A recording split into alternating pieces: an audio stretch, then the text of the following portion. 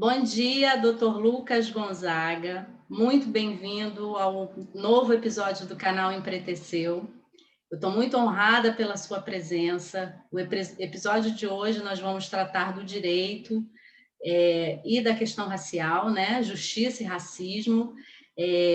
Conhecer um pouquinho da sua trajetória e abordar esse assunto que é super importante. Muito bem-vindo ao Empreteceu.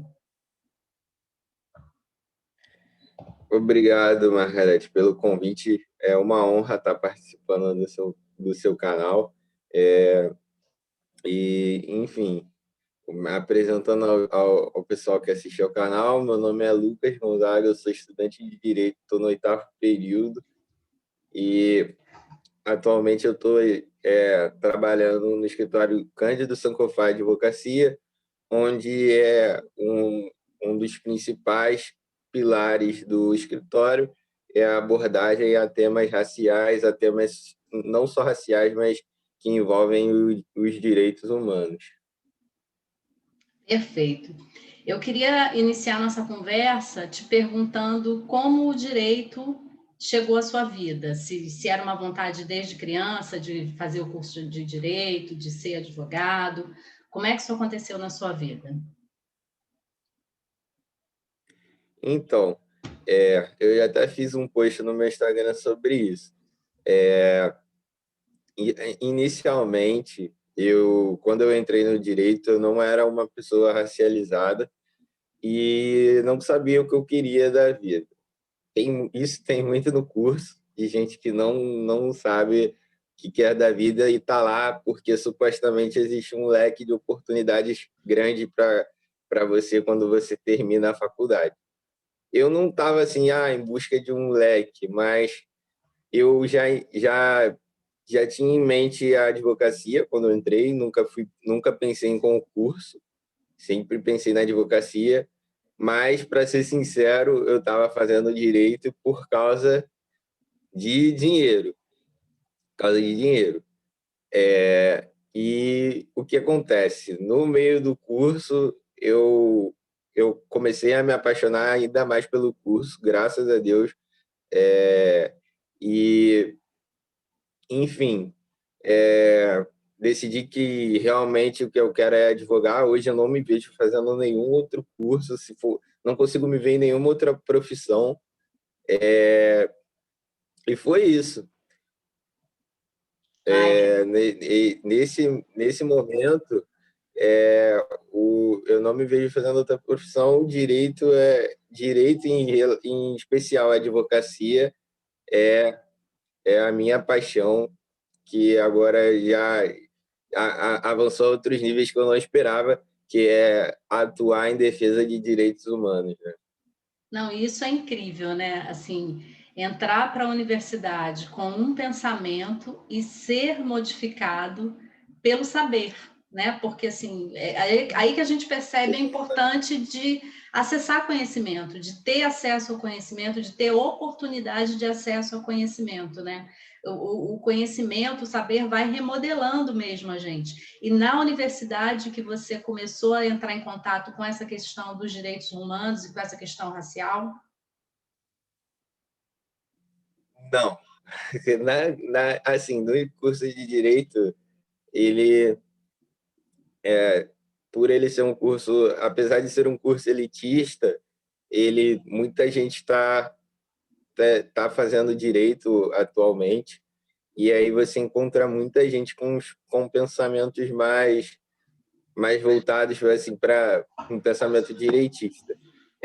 Quando eu entrei, eu não era racializado, mas eu estava começando a entender essas questões de racialização, enfim.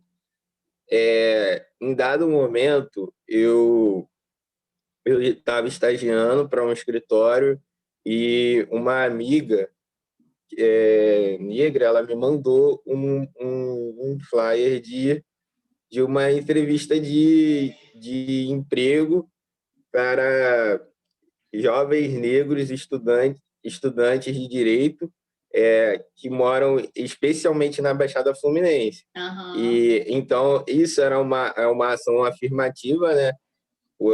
porque muita gente falava, ué, isso aí não é preconceito, só jovens negros podem fazer essa entrevista, mas não, é uma ação afirmativa tentando colocar mais o negro no judiciário, porque o judiciário é composto por pessoas brancas, basicamente.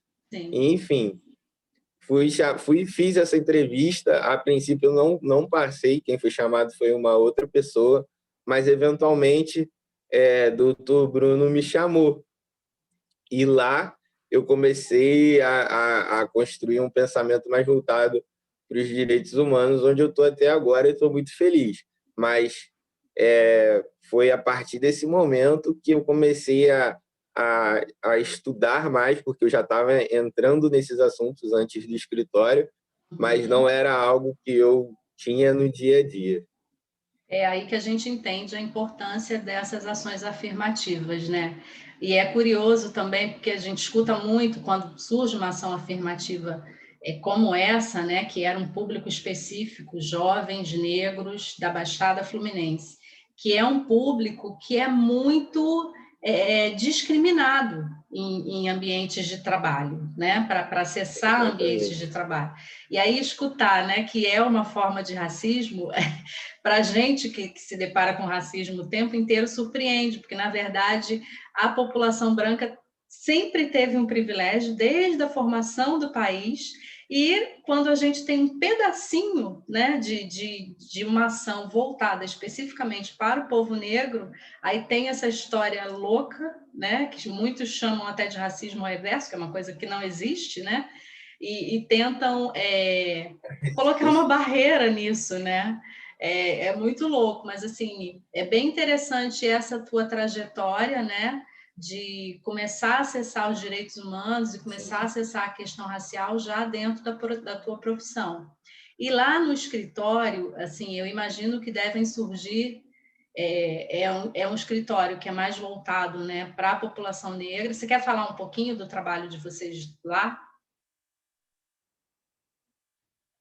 Então, a gente atua em diversas áreas, mas o que construiu o escritório, hoje o escritório ele tem bastante conhecimento, a gente tem não é um escritório famosíssimo no mundo do direito, mas é um escritório que tem bastante conhecimento, tanto que a gente tem processos na Bahia, a gente tem processo no Maranhão, tem processo em São Paulo, tem processo no Sul, a gente atende pessoas de todo lugar do país. Uhum. Mas o pilar do escritório é o direitos humanos, são os direitos humanos, e especialmente a questão de raça.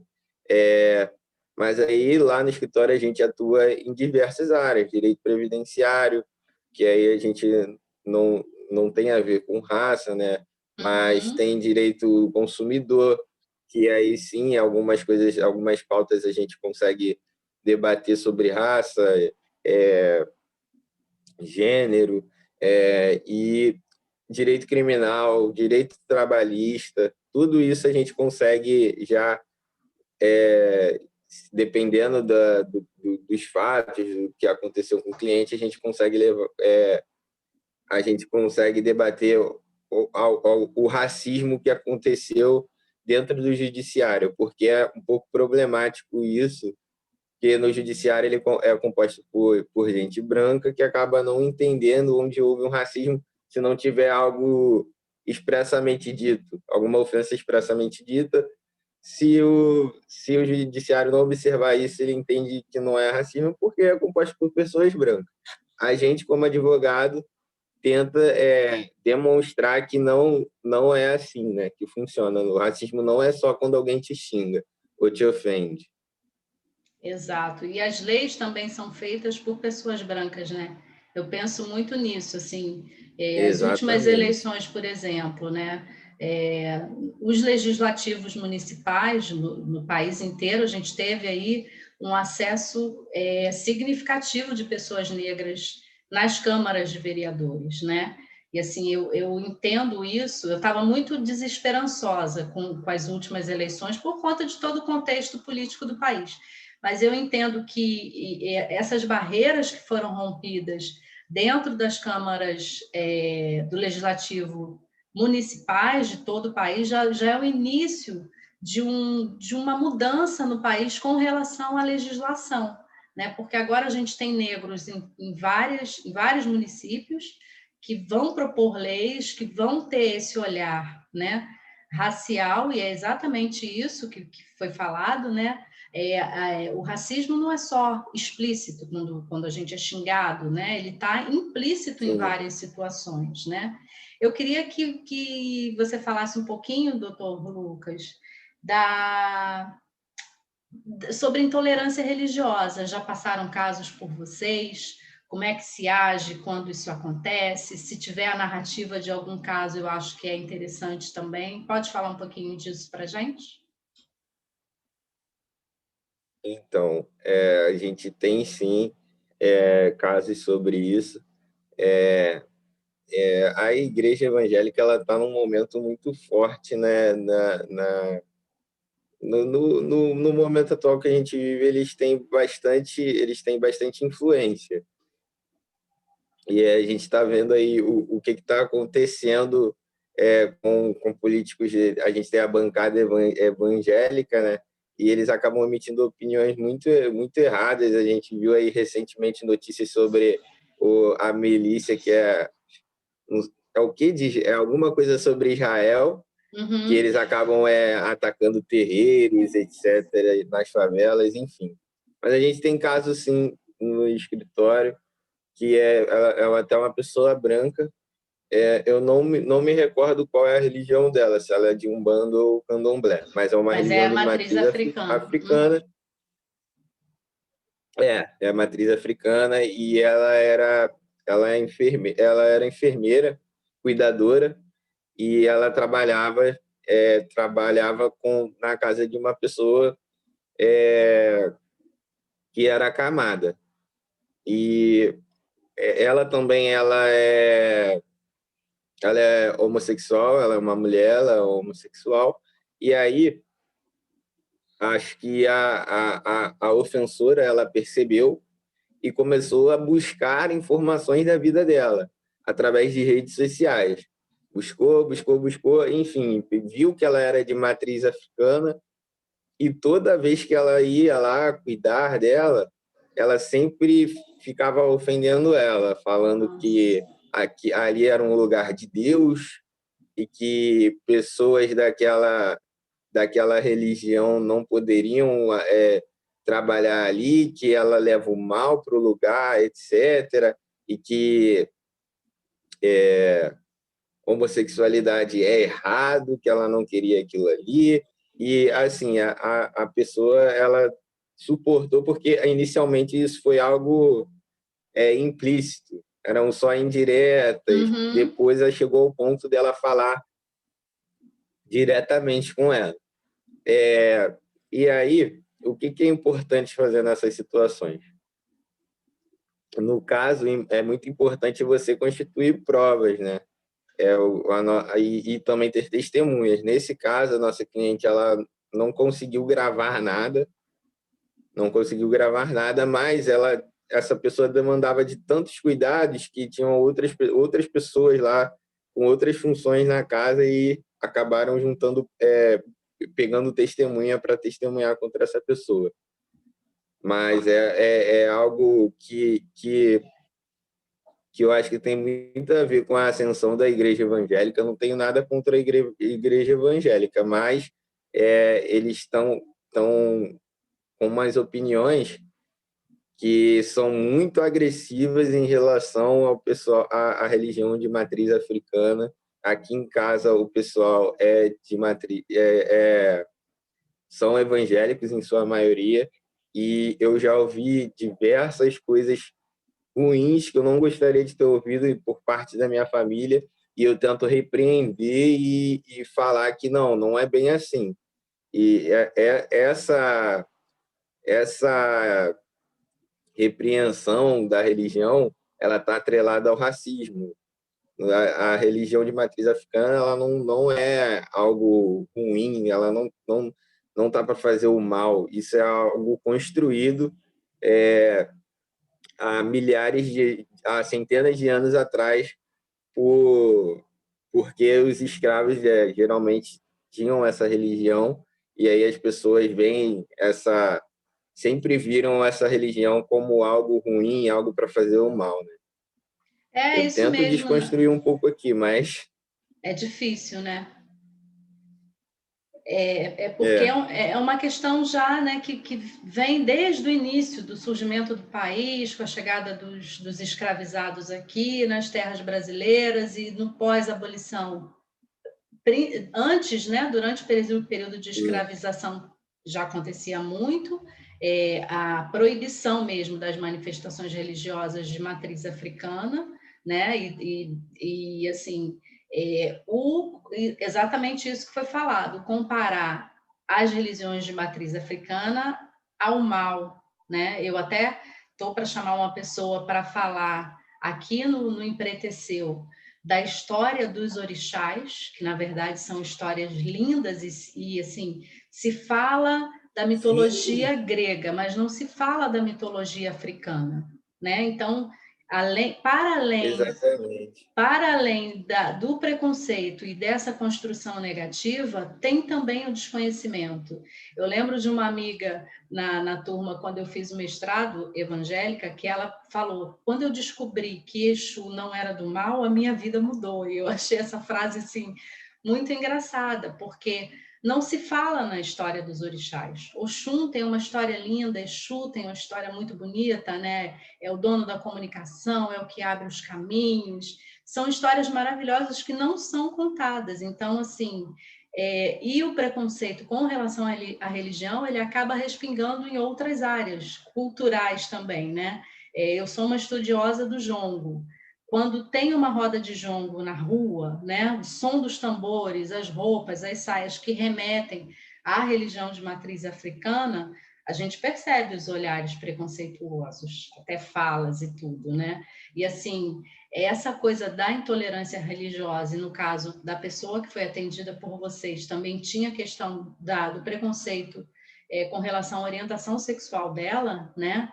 Na verdade, ela passava por dois preconceitos, né? O religioso e o da orientação sexual. Isso. E assim, foi muito importante trazer a sua orientação de como agir nesse sentido, né? De buscar uma testemunha, de buscar uma prova, na verdade, se preparar para um futuro processo, né? E assim, eu acho que as pessoas só Exatamente. aprendem assim, quando são processadas, né? Quando acontece alguma coisa. Por isso que eu quis convidar para participar hoje, para que entendam que não, o preconceito é uma coisa que dói muito, né? Então, assim, passou por um momento como esse, tem que procurar a justiça, porque as leis a nosso favor são poucas, mas eu acho que a gente precisa buscar atendimento e buscar combater o que há de preconceito através da legalidade, dessa coisa da legislação mesmo, já que existem leis para isso. Tem punição com relação ao racismo religioso? Qual tipo de punição, doutor Lucas? Então, no escritório, a gente geralmente entende que a punição ideal para o racista não é prisão, porque geralmente não acaba preso, mas o ideal é atingir o bolso dele, da Perfeito. pessoa que é intolerante religiosa, que é intolerante, é, que é homofóbica, que é transfóbica. A gente entende que o ideal é atingir o bolso dele. Então, qual o caminho que a gente traça no escritório? A ação criminal, ela geralmente não gera um valor, não gera uma indenização ao ofendido. Então, mas a ação criminal ela é importante para condenar essa pessoa e ela acaba tendo que prestar serviços à comunidade, é, enfim, ter alguns direitos restringidos.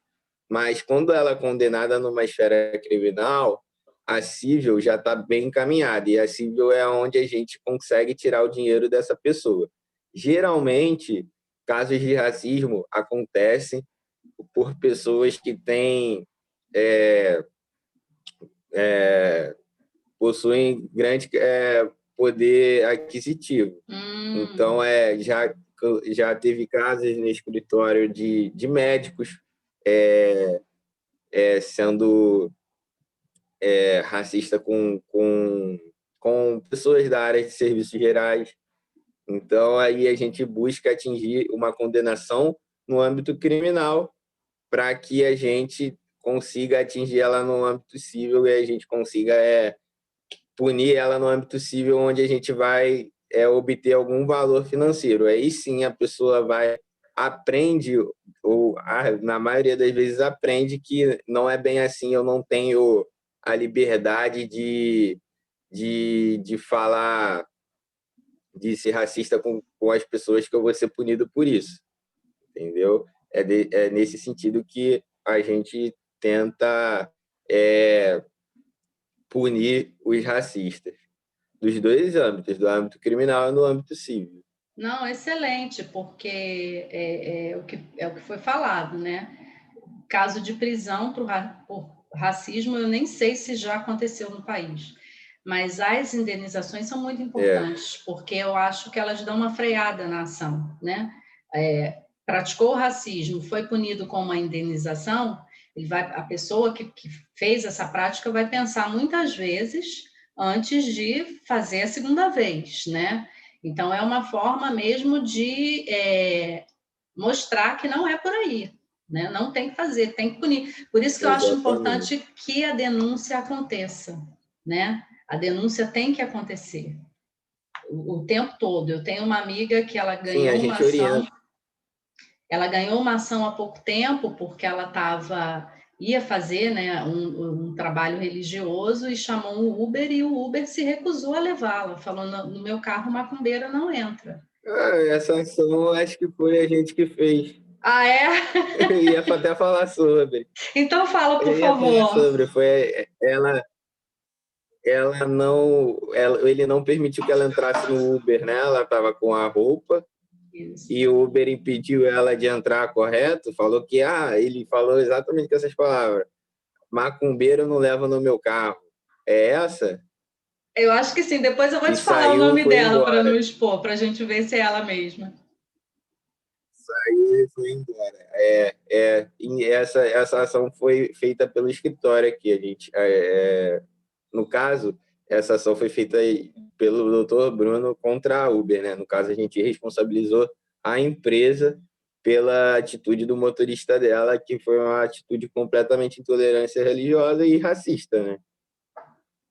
Exatamente. Olha como é que o povo negro se encontra, né? Tá assim, bem junto. Depois vamos ver se é a mesma pessoa, mas acredito que sim. Exatamente, eu ia falar sobre essa ação. Isso não deve... Eu não falei desse... Pode falar. Eu não falei desse caso primeiro porque quem fez essa ação foi o doutor Bruno. Eu acompanhei de longe, porque essa ação existe desde eu entrar no escritório. Mas eu acompanhei e vi. Aí por isso que eu não falei. Essa que eu falei agora da ofensora que é acamada, e apesar de ser acamada, ela está em plena capacidade mental. Eu falei especificamente dela porque é o caso que eu estou atuando, entendeu? Óbvio que sempre com a ajuda do doutor Bruno, mas especificamente eu que estou tomando conta de tudo que está acontecendo e eu que me manifesto no processo e etc. Foi interessante isso que você falou, da plena capacidade mental, porque eu acompanho, né, alguns casos que tomam uma proporção maior, que chegam ao grande conhecimento com relação ao racismo, e uma fala que é recorrente mas a pessoa falou isso porque tem problemas mentais, porque é esquizofrênica, é isso, é aquilo, a má condição mental, não sei se é assim que se chama, né? A enfermidade mental, ela acaba servindo de desculpa para falas racistas, né? Então foi interessante falar isso, que a pessoa, apesar de ser acamada, está em plenas condições mentais, né? Então não rolou essa desculpa. Sim. Sim, exatamente. E geralmente eles sempre se apoiam nessa ideia nessa desculpa de, não, essa pessoa ela tem problema mental. Toda vez que é exposto um caso de racismo explícito que viraliza na internet, sempre tem alguém falando que ela não está nas capacidades mentais plenas e que ela não deve ser punida por isso. E é complicado ver isso, é complicado. Mas, enfim, essa desculpa não tá colando mais, né? A gente não tolera mais essa desculpa de que, não, ela tem problema mental, ele tem problema mental. Não, a gente não se apoia mais nessa ideia, porque isso é sempre uma desculpa esfarrapada. Geralmente a pessoa vive normalmente, convive normalmente, mas quando acontece isso, ela tem um problema mental. É assim que acontece. Já falamos um pouco sobre intolerância religiosa.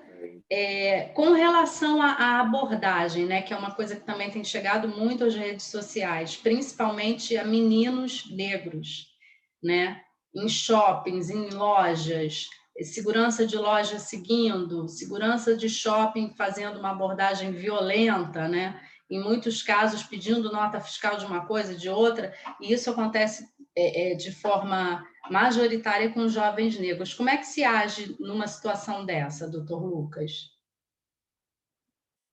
Ih, acho que ele caiu para mim. Deixa eu só... voltou, tá voltando aqui.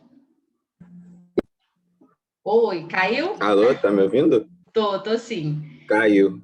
Você conseguiu ouvir minha pergunta ou quer que eu Mas aí repita? aonde que parou? Qual? Eu estava falando da abordagem em shoppings e supermercados. Ah, Que, tá, essa eu que... não tinha escutado. Então vou Mas repetir. então, Que ela geralmente, esse tipo de tá, abordagem, vai. né? Segurança seguindo em supermercado, e é uma ação constrangedora mesmo, né? A gente passar pelo supermercado, está sendo seguido por um segurança. É, tem até a fala, né, que mães falam para os seus filhos negros. Eu falo isso para o meu filho. Está no supermercado, não abre mochila, não põe mão em bolso, tudo que comprar pega a nota fiscal e só joga essa nota fora quando chegar em casa. Como é que se age diante de uma situação dessa em shoppings, em supermercados, em lojas? Então, é muito importante isso que você conversa com seu filho, porque não raramente a gente é perseguido em mercado, em shopping, por suspeita. Inclusive, a gente tem um caso desse no escritório que aconteceu exatamente a mesma coisa que você fala. Aconteceu o que você fala para o seu filho não fazer, né? Não mexe em bolsa, não abre em bolsa. Essa cliente, ela abriu a bolsa, ela acabou que não comprou nada porque ela estava pesquisando o preço Uhum. e foi abordada na frente de diversas pessoas e, enfim, na hora ali você não tem muito o que fazer. Geralmente é muito difícil constituir provas nesses casos, porque, assim, a gente sabe que isso acontece, mas a gente não entra no mercado gravando a situação, gravando o que vai acontecer, esperando isso acontecer, até porque a gente não quer que aconteça. Uhum. Mas o que é importante nesses casos? Ali na hora não tem muito o que fazer, mas você poderia pegar testemunhas para testemunhar ao seu favor, caso aconteça essa abordagem na frente dos consumidores do local.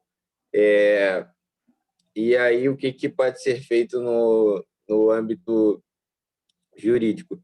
Responsabilizar o mercado ou o shopping pelo constrangimento. Porque é muito constrangedor você estar fazendo compras e aí vem um segurança aí, deixa eu ver sua bolsa aí na frente de todo mundo. É extremamente Exatamente. constrangedor.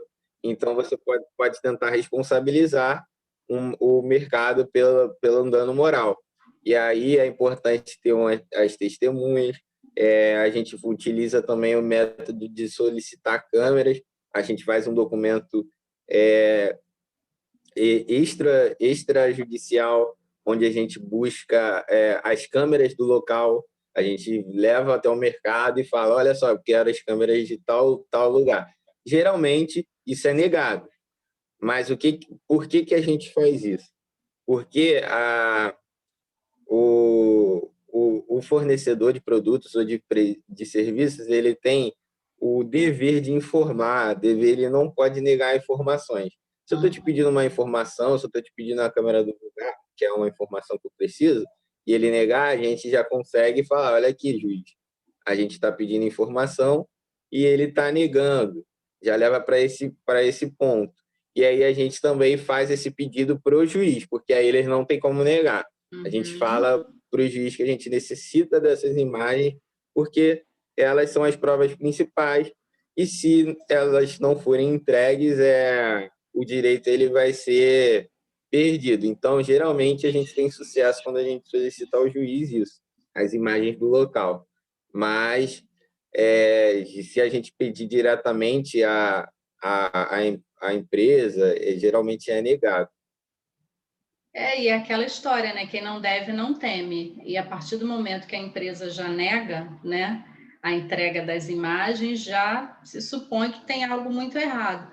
E no caso assim, eu imagino que diante de uma situação dessa, né, você puxar uma câmera, um celular e começar a filmar a ação, isso pode desencadear um ato violento, né?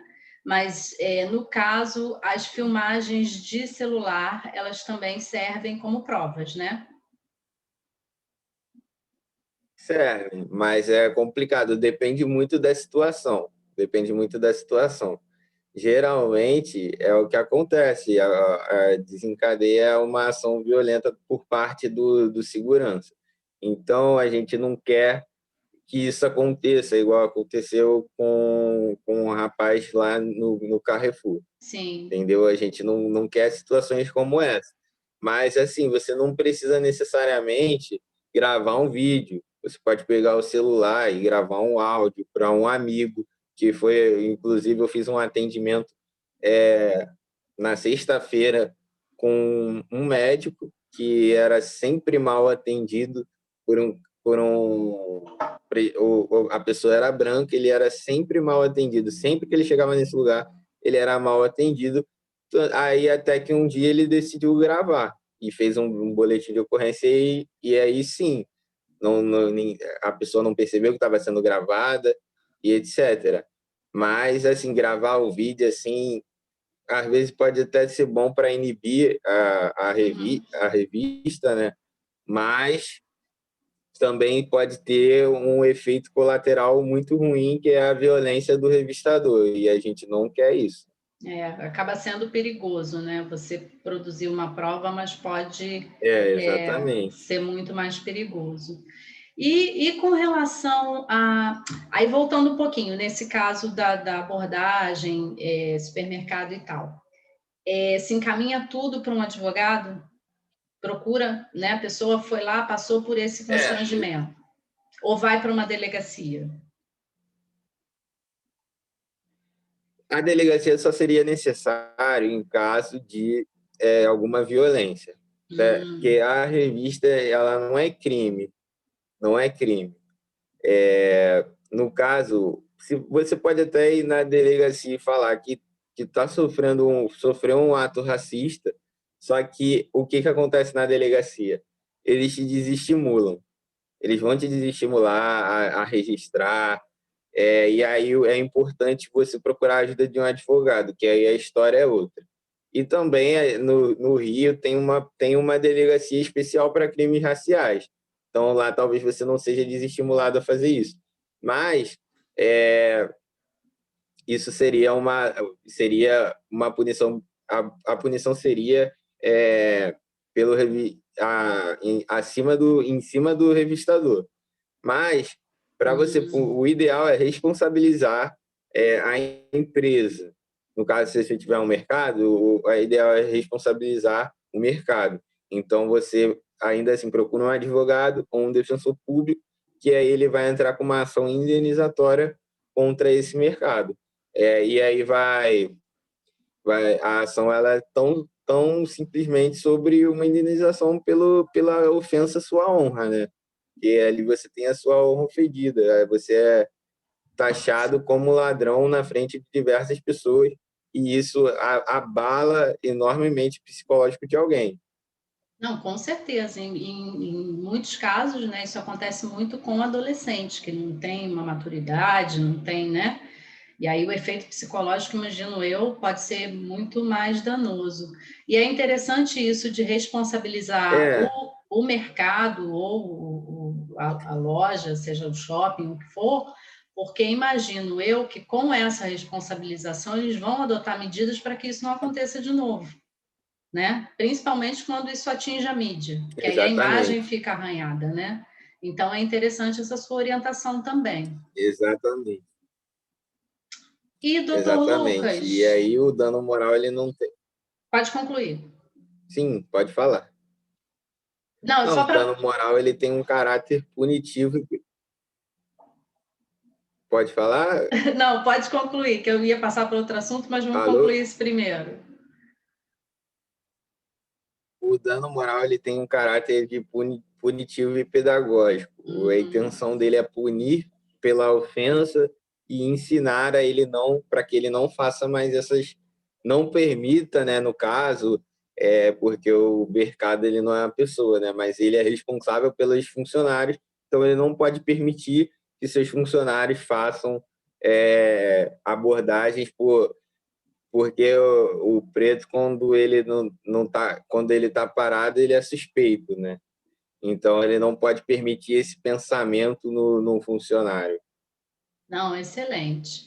E agora, para a gente abordar um outro assunto também que tem acontecido muito, é o racismo nas redes sociais, né? Comentários, postagens, como é que se age com relação a isso, né? Porque ali parece que a pessoa não se importa mesmo, assim, esse é o meu pensamento, que ela vai lá e escreve, né, através da sua página da rede social, e aí essa prática de racismo está assinada, né, porque vai ali com o seu nome, ou seu link, ou seja lá o que for. Como é que se age quando acontece o racismo praticado nas redes sociais, Instagram, Facebook, Twitter, como é que isso acontece? Hoje em dia as pessoas elas estão transmitindo o racismo disfarçado de opinião, né? Geralmente quando elas falam algo racista na rede social, ela fala, essa é minha opinião. Mas não Uhum. é bem assim, não é assim que funciona. Quando é na rede social, é um pouco mais fácil a partir do momento que a pessoa não seja um fake, né? É um pouco Sim, mais fácil, porque ali você tem a prova ali, você pode tirar print, você pode tirar foto do que aconteceu, fica registrado ali. Então é mais fácil. O problema é quando a pessoa é anônima, né? Você não sabe de onde ela é, você não a conhece, às vezes é um fake. A gente tem um caso nesse no escritório. E o que que a gente faz? A gente entra com uma ação que é contra, entre aspas, a rede social onde foi transmitida a opinião, que é para constituir provas. A gente solicita que a rede social nos informe dados dessa pessoa, quem ela é, qual é o CPF e endereço para que a gente possa entrar com uma ação própria contra ela, entendeu? E aí, no caso, é sim. determinado um perito para entender se exatamente foi ela, porque pode ser um fake, né? E aí a gente Aham. não tem certeza de quem é. Um perito técnico especializado em informática vai dizer quem proferiu essas ofensas, e aí a gente entra com uma ação indenizatória contra essa pessoa. Pode ser feita uma ação criminal também contra ela, entendeu? Aí, no caso, você tem que ir na delegacia de crimes virtuais para poder fazer registrar essa ocorrência e aí, eventualmente, essa pessoa ser oferecida a denúncia contra ela. Mas se você tiver essas informações sobre de quem a gente tem um caso que a gente foi um caso mais de homofobia mesmo no Facebook, e o cliente ele já conseguiu trazer todas essas informações. Então, o caminho é mais curto. A gente entra com uma ação direta contra a pessoa. E essa ação Não, também desculpa, não é... foi homofobia, não, foi racismo mesmo. E essa ação é vara Foi civil. racismo. Também vocês pedem É, indenização. exatamente. A gente pode usar duas vias, a vara civil ou o juizado. O problema do juizado é a quantidade de recursos que a gente pode ter, em eventual sentença negativa. Mas, assim, se for algo explícito, eu geralmente uso a via do juizado porque ele é mais célere. Ele é mais célere, então eu prefiro usar a via do juizado. Mas se for algo mais complexo, onde a gente tem que constituir as provas, saber quem é, aí o ideal é vara civil, porque a vara civil te permite mais recursos durante o processo, de saber quem foi, de constituir provas, e eventual sentença negativa a gente pode recorrer diversas vezes, diferente do juizado que não tem isso. Então, quando é algo mais explícito, que ali a gente vê claramente o que aconteceu, a gente geralmente usa o juizado especial civil, porque é um caso de menor complexidade. A pessoa agrediu ali o nosso cliente e a gente quer uma reparação pela agressão. Entendi. O juizado especial civil, só para esclarecer, é aquele que, quando dá entrada na petição, já sai com a audiência agendada. É esse, que ele é mais dinâmico mesmo. Exatamente. Só que no momento não está tendo, essas audiências já saem, ainda estão saindo marcadas, mas elas não estão acontecendo por causa da pandemia. Tem a opção de você ter a audiência, que geralmente só é para saber se há algum acordo, ou como estamos em período pandêmico, o juiz julga antecipadamente. O que seria isso? Ele não faz uma audiência. A gente se manifesta no processo todos os momentos oportunos, e aí o juiz pergunta se você quer o julgamento antecipado do mérito. Como a gente geralmente não tem uma proposta a fazer, geralmente quem faz a proposta é o réu, a gente aceita o julgamento antecipado e aí o juiz julga sem a audiência. Ah, entendi. A gente já está caminhando para o final, assim, pena que passou super rápido, mas eu acho que as informações dadas É, foram super esclarecedoras, né? Eu fiquei curiosa quando foram encaminhadas as fotos para fazer o clipezinho de divulgação. Eu posso te fazer algumas perguntas sobre elas, assim, por que daquele local, quem são as pode, pessoas? claro, Tá, eu vou compartilhando, aí você pode, claro. vai me falando aqui que momentos são esses. Essa foto, você consegue ver? Compartilhei direitinho? Essa, sim, consigo ver. Essa foto é no STF, a viagem que eu fiz a Brasília ano retrasado com a faculdade. É, Esse dia foi muito interessante porque a gente faz a visita a, a diversos órgãos, né?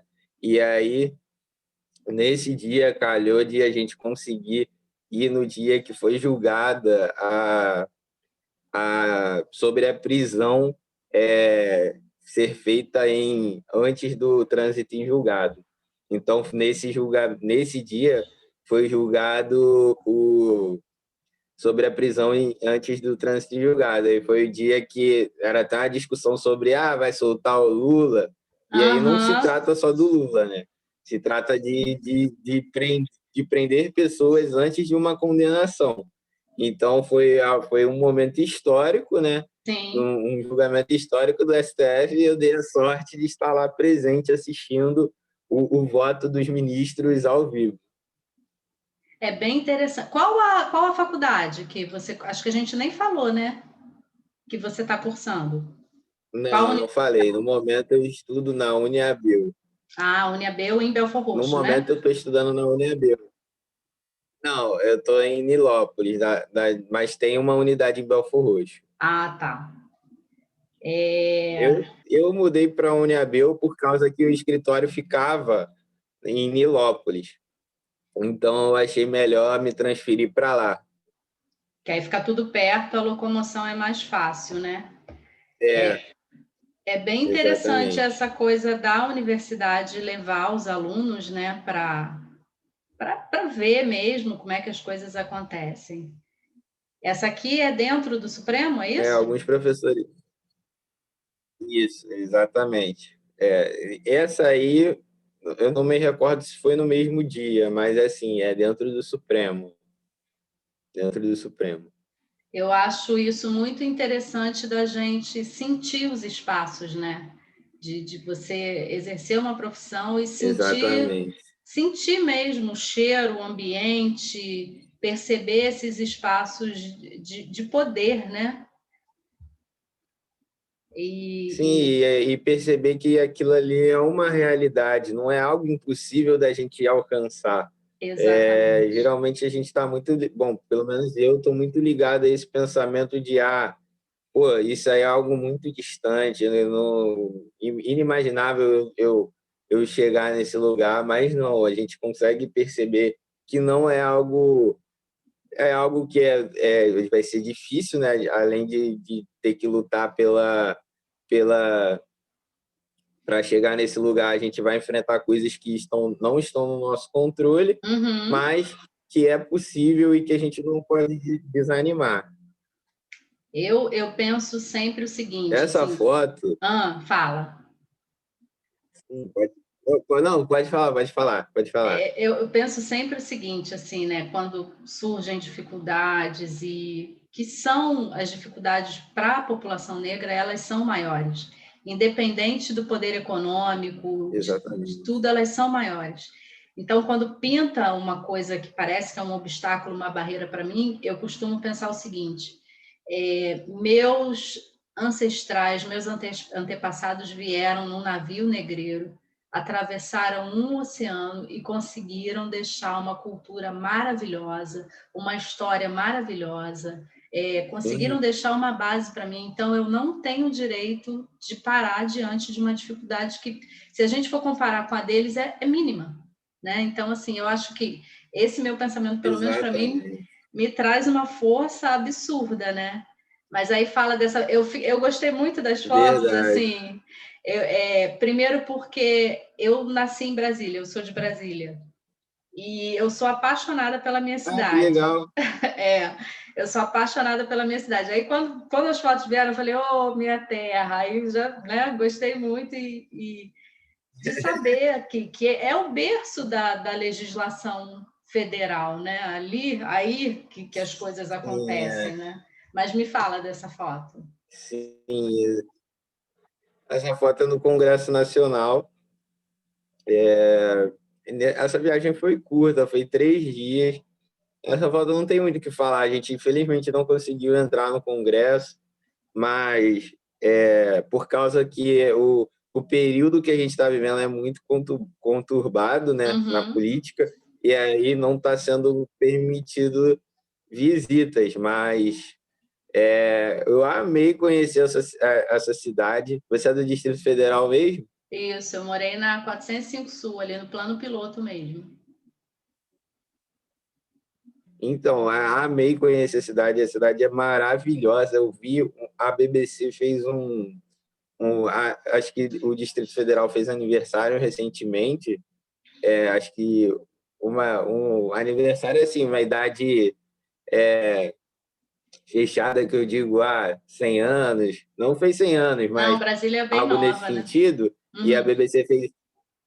Não, sim, mas eles fizeram uma idade fechada, não lembro quanto tempo, se era Uhum. 30 anos.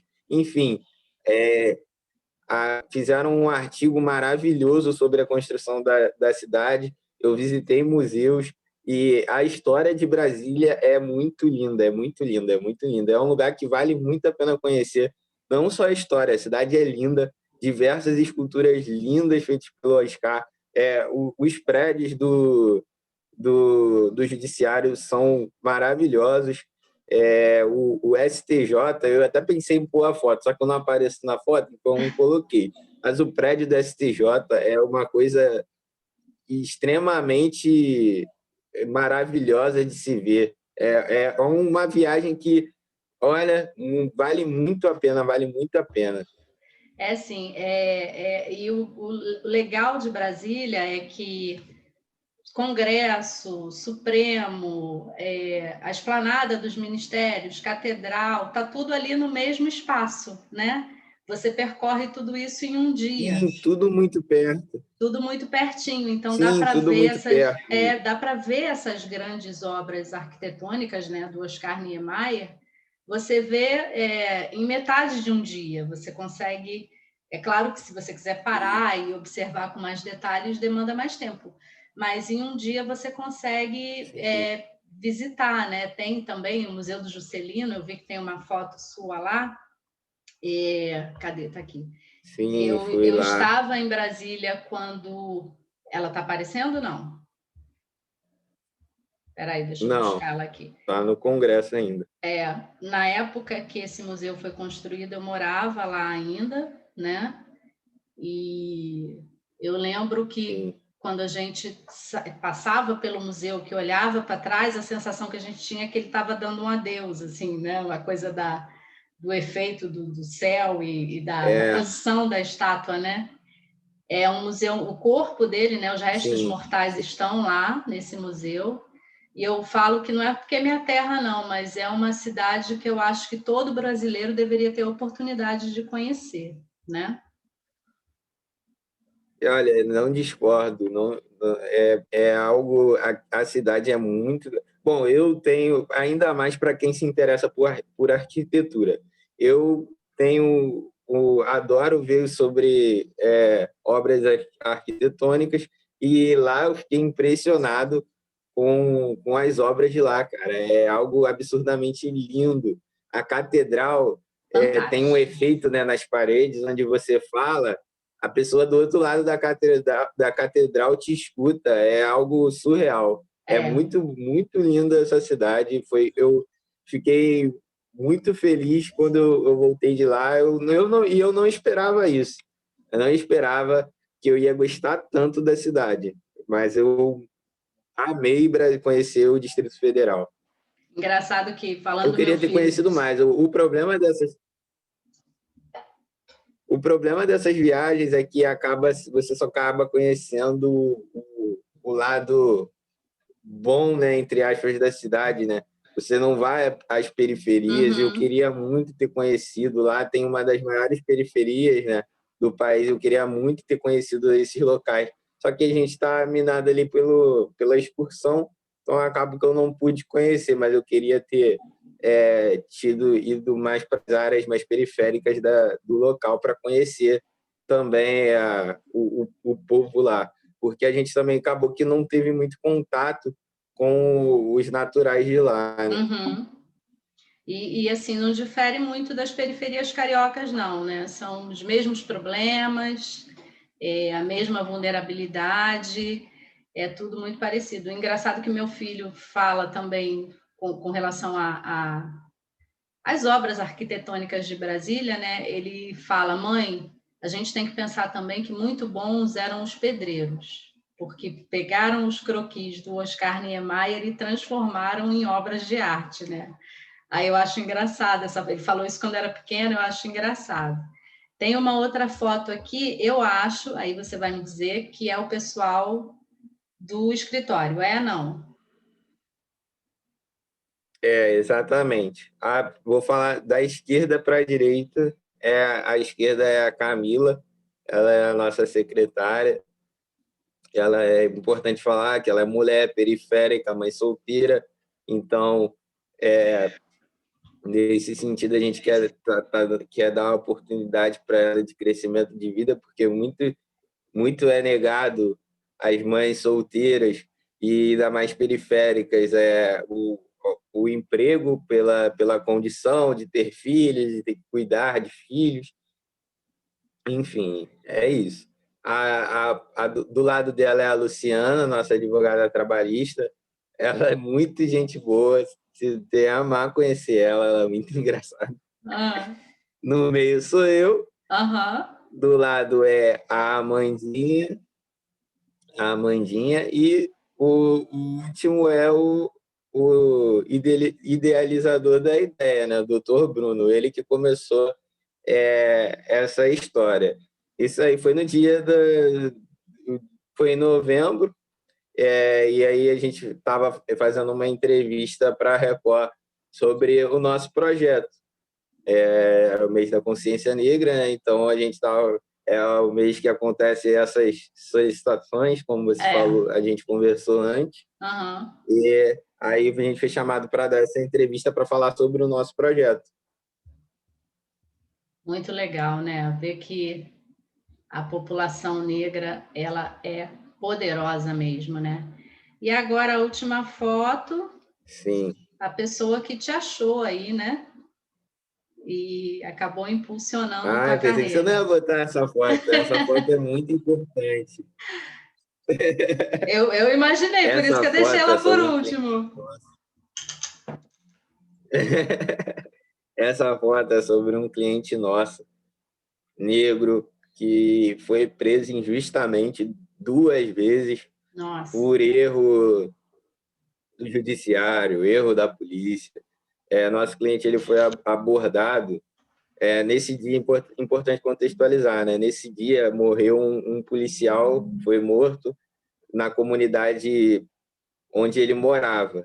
E ele estava trabalhando, nosso cliente, e saiu para poder levar uma arma de paintball, que ele pratica paintball, saiu para consertar, para levar nossa. para o conserto, e foi de mototáxi. No caminho, eles foram abordados pela polícia. O nosso cliente avisou, né? Porque, apesar de ser uma arma de paintball, o policial ele está sempre no momento de tensão, então ele avisou: olha só, irmão, tem uma arma de paintball aí na minha mochila. Quando você abrir, você não se assusta, que é a arma de paintball, não é arma de verdade, enfim. O policial olhou, mesmo assim, achou que ele era o responsável pelo crime, e Nossa. levou ele preso. Ele ficou preso bastante tempo, e ele foi solto. E aí essa foto é porque no direito a gente existe a prisão temporária. Essa prisão é para que o acusado ele não interfira no processo. Ele não interfira no processo enquanto existe uma investigação.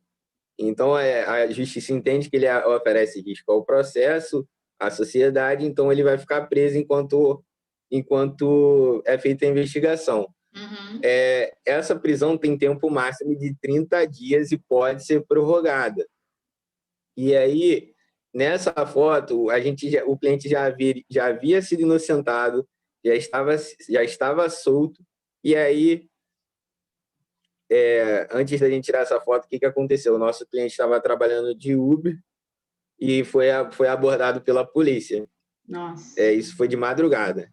Ao ser abordado, o policial buscou a ficha dele, né, e viu que ele tinha um mandado de prisão em aberto, mesmo após ter sido inocentado. E aí ele foi preso. Nossa. Levaram ele preso. Isso foi no início do ano passado. Ele foi preso mesmo estando inocentado. Por quê?